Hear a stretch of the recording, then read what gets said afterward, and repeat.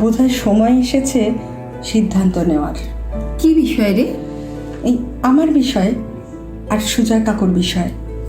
তোর সিদ্ধান্ত তুই তো নিয়েই বসে আছিস, সুজয়কে নিয়ে আবার? দেখো, আমাকে চলে যেতে হবে কারণ আমার নতুন সংসার হবে, এর বাইরে তো কিছু হয় না। কি গো, তাই না মা? জুলফিকার যদি চায় সে এ বাড়িতে স্বাগত, কিন্তু ও কি মানবে? তুমি মানতে পারবে তো? মামুন, এ বাড়ি তোর বাবার কেনা, তাতে তোর সমান অধিকার। সে কথা বলছি না মা, পাত্র ভিন্ন ধর্মের, সংস্কৃতিও খানিক আলাদা। অবশ্য ধর্মের সীমাবদ্ধতাও মানে না, আর রেজিস্ট্রেশনেও সম্মতি দিয়েছে, সেখানে তথাকথিত কোনো ধর্মের উল্লেখ থাকবে না। পৃথিবীটা এখনো ততটা সুশিক্ষিত নয় যতটা হওয়ার কথা ছিল। আমরা প্রগতিশীল হতে না পারি তাতে বিন্দুমাত্র আক্ষেপ নেই, কিন্তু প্রতিবাদের নামে প্রতিবন্ধকতা সৃষ্টিতে আমরা সিদ্ধহস্ত। মা, জুলফিকার আর আমি স্থির করেছি আমরা এফিডেভিট করে প্রাতিষ্ঠানিক বাধাগুলোকে আটকাবার চেষ্টা করব। আমাদের উত্তর পুরুষেরও কোনো পদবি থাকবে না, ধর্মেরও উল্লেখ থাকবে না। কি একটু বেশি মাত্রায় রোম্যান্টিক ঠেকছে নাকি মা? এ তো মস্ত বড় কাজ রে, সমাজে দৃষ্টান্ত হতে পারবি, দেখ চেষ্টা করে। তুমি আমার ওপর দিকে আস্থা রাখতে পারছো না, তাই তো? না রে, কোনো বড় কাজ যৌবনের আবেগ দিয়েই শুরু হয় এবং তার ভুল ত্রুটি সংশোধনের জন্য সময়ের অপেক্ষায় থাকতে হয় মা। মানে তুমি বলছো ভুল আমাদের হতেই পারে, তাই তো? না রে বাবা, সে কথা বলছি না। একটা হাইপোথিসিসকে থিওরির শিরোপা পেতে অনেক সময় 100 বছরও অপেক্ষায় থাকতে হয় মামুন। মা, আমরা হাইপোথেটিক্যাল তো নই, ভেরি ভেরি এম্পিরিক্যাল, রাদার সে প্র্যাকটিক্যাল। হ্যাঁ হয়তো, তবে আমাদের সমাজে আবিষ্কার হিসেবে নতুন ভাবনা সময়ের কষ্টিপাথরে যাচাই করতেই হয়। নতুন ভাবনার গ্রহণযোগ্যতা আদায় করতে নতুন দৃষ্টিভঙ্গিরও প্রয়োজন হয়। মানে সমাজের রায় ছাড়া আমরা নতুন কিছু করতে পারবো না?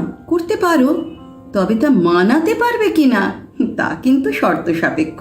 শর্তের প্রশ্ন আসছে কেন? আমাদের নিজেদের কোনো ব্যক্তি স্বাধীনতা নেই? ব্যক্তি স্বাধীনতা সমাজ শৃঙ্খলার কাছে দায়বদ্ধ। তোমাদের ব্যতিক্রমী আচরণে প্রতিষ্ঠিত শৃঙ্খলা রীতিনীতির অবহেলা হবে, মুরব্বীরা তা মানবে কেন? আমরা তো সেই শৃঙ্খলটাই ছিঁড়তে চাই মা, ভাঙতে চাই।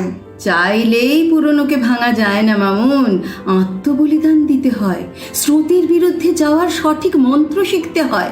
Galileo, Socrates, Joan of Arc, এদের কথা তোর মনে নেই? আমরাও আত্মবলিদান দেব মা, না, যদি তাতে সমাজটাকে বদলাতে পারি। এমন কথা মুখে আনবি না, আমি তোকে হারাতে পারবো না, কোনোভাবেই না। মা, তোকে নিয়েই আমার বেঁচে থাকা, স্বপ্ন দেখা, আমার বাঁচার শেষ সম্বলটুকু আমি হারাতে চাই না মামুন। সুজয় কাকু তো আছে মা। সুজয় তোর বাবার বন্ধু, ও পরিবারের একটা মস্ত আশ্রয়, তা অস্বীকার করি কি করে? তবে আমাদের মধ্যে এই যে সামাজিক দূরত্ব, এটা থাকলে তা সকলের পক্ষে মঙ্গল। মা, তুমি নৈকট্য চাও না? আসলে এটা তোমার নিতান্তই মুখের কথা, সমাজের ভয়ে, সামাজিকতার ভয়ে। সমাজকে বাদ দিয়ে কি কিছু হয়? ব্যতিক্রম হওয়ারও যোগ্যতা লাগে, সেই দৃঢ়তা প্রত্যয় আমার কিছুই নেই। তুমি সেই সমাজ করে ভয়ে সিটিয়ে রয়েছো। এই সমাজ তোমায় খেতে দেয় না পড়তে দেয়? শুধু ট্রাম লাইনের ট্র্যাক ধরে চলা, অন্য কিছু যেই ভেবেছ অমনি হইচই পড়ে যাবে। জঘন্য জঘন্য। আমি এই অচলায়তন ভাঙবো, আর এই লড়াইতে আমি তোমাকে পাশে চাই মা। প্রাইভেট ফার্মে চাকরি করে, পার্ট টাইম থিয়েটার করে এত বড় ঝুঁকি নেওয়া যায়? মা, প্রয়োজনে আমি চাকরি ছেড়ে দেব, শুধু থিয়েটার করব, এবং সেটা রাস্তায় নেমে। কত শত থিয়েটারের প্রতিভা হারিয়ে গেছে এই আসক্তিতে। এটা মোটেই আসক্তি নয় মা, এটা কনভিকশন, এটা আমার রক্তে, তার জোরেই আমি বলছি। তোর বাবার জীবনটাই তো একটা বাস্তব উদাহরণ হতে পারে। এই নাটক করে সরকারি চাকরিটাও ছেড়ে দিয়েছে, অথচ এই থিয়েটার তাকে কি দিল? ছটাখানিক স্বীকৃতি আর বস্তা ভরা অবহেলা। আচ্ছা মা, বাবা তো নিশ্চয়ই কিছু পাওয়ার জন্য থিয়েটারে যোগ দেননি, দিয়েছেন একটা পরিবর্তনের অংশীদার হতে, একটা মানুষের নীতির ওপর দাঁড়িয়ে। আর থিয়েটার ছিল তার বলিষ্ঠ মাধ্যম, রক্ত মাংসের শরীর নিয়ে মানুষের জন্য মানুষের সামনে দাঁড়ানো। আচ্ছা মা, ভাবলে ভাবলে গায়ের রোম কেমন খাড়া হয়ে যায় না? হয়তো হয়তো হয়, তবুও বাস্তবের মাটি স্বপ্নের কল্পনাকে প্রকুটি করে মামুন। আমার কেমন ভয় করে, তুই ছাড়া আমার যে আর কেউ নেই মা। আবার ভুল করছো মা।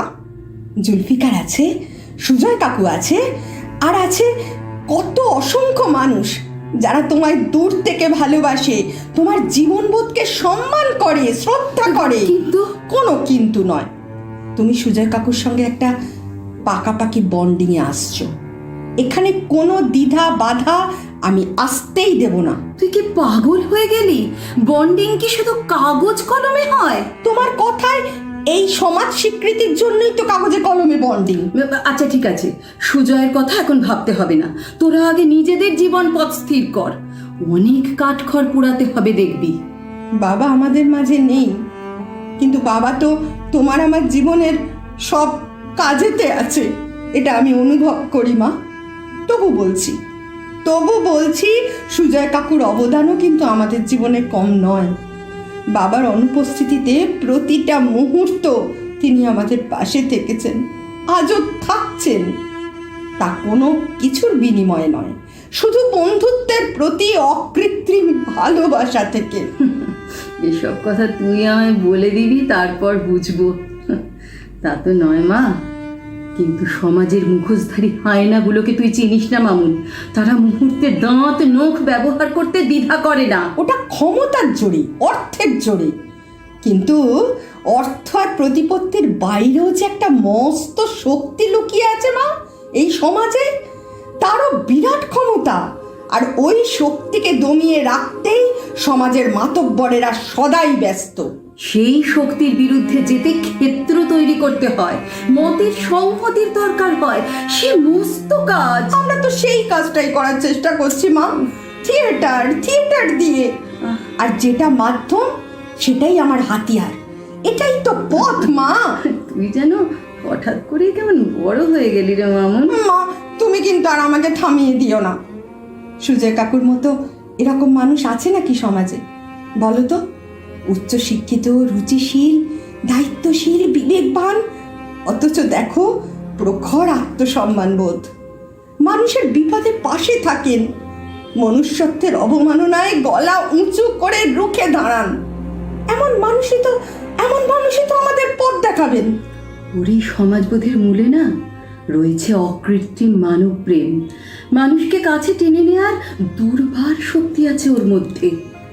তোর বাবার আর সুজয়ের বন্ধুত্বের আসল মন্ত্র বোধহয় এটাই। জাতপাত মানেন না, ধর্মীয় গোঁড়ামিও কখনো প্রশ্রয় দেননি।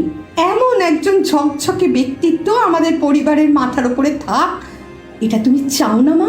মামুন, এতদিন যে সুজয় আমাদের পাশে থেকেছে, সেখানে কোনো আনুষ্ঠানিকতার দরকার পড়েছিল কি? আমি জানি মা, আমি জানি তোমাদের আনুষ্ঠানিক সম্পর্ক আদৌ গড়ে না উঠলেও চিরদিন সুজয় কাকু আমাদের পাশে থাকবেন। কিন্তু বলো তো, এতে তাকে ঠকানো হয় না? মামুন। হ্যাঁ মা, হ্যাঁ, আমাকে তুমি ছুঁয়ে বলো এটা সত্যি কি না। দাঁড়া, একটা কথা বলি শোন। আমি কোনো কথাই শুনবো না। এই সপ্তাহে আমাদের বাড়িতে আমি একটা গেট টুগেদার করব, এবং সেখানেই মামুন আমাকে একটু ভাববার সময় দে মা। আমি যে মা শোনো, তোমরা দুজনে মিলে একসঙ্গে দাঁড়িয়ে আমার আর জুলফিকারের হাত দুটো মিলিয়ে দিও, সেটাই হবে আমাদের পরম পাওয়া মা। মামুন রে। হ্যাঁ মা, হ্যাঁ। শুধু মেয়ে সুখী থাকলে হবে কি? মায়ের জীবনটাও তো সুন্দর রাখতে হবে মা। আমি যাই, জানো, আমি যাই সুজয় কাকুকে খবরটা নিজে গিয়ে দিয়ে আসি। মা আমি চললাম, মামুন, আমি যাচ্ছি।